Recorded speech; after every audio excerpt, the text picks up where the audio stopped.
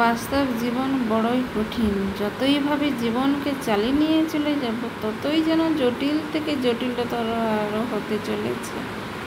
যাই হোক, আমার ছেলের পরীক্ষা আছে, আর আমাকে সকাল 8টার মধ্যে রান্না কমপ্লিট করে নিতে হবে।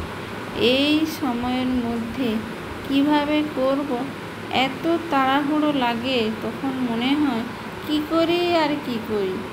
তাই খুব সহজ করে যেটুকু না রান্না করলে নয় সেটাই করি। আসলে সব ওই সকাল 6টা থেকে 9টার মধ্যে আমাদের ঘরে সবাইকেই বেরোতে হয়। তাহলে তাড়াহুড়োর মধ্যে যেটুকু করা যায় আমি সেটাই করি। সেই সামান্য হলেও সামান্য।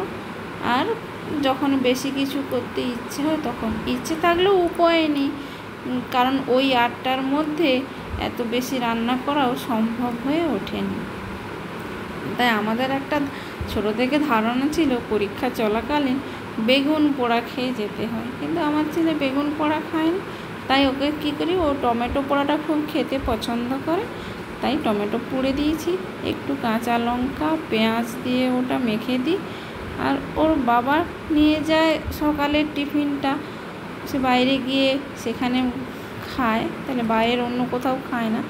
তার জন্য একটু ডিম ভাজা, উচ্ছে, কাঁচকলা সেদ্ধ আর পাতাকপির চচ্চড়ি, ডাল আর একটু মাছের টক, এই দিয়ে ওর টিফিন বক্সটা ভরাতে হয়।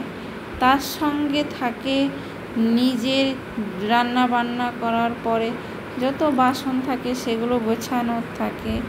তারপরে সকালে উঠে কেউ চা, কেউ ছাতু, কেউ একটু মুড়ি কিংবা আরও পরোটা এরকম খেতে থাকে। তাহলে সবার সব কিছু খাবার দিয়ে নিজে খাওয়ার প্যাক করে নিজে খেয়ে দিয়ে আমরা সবাই 9টার মধ্যে বেরিয়ে যাই। কি তাড়াহুড়ো জীবন বলো তো।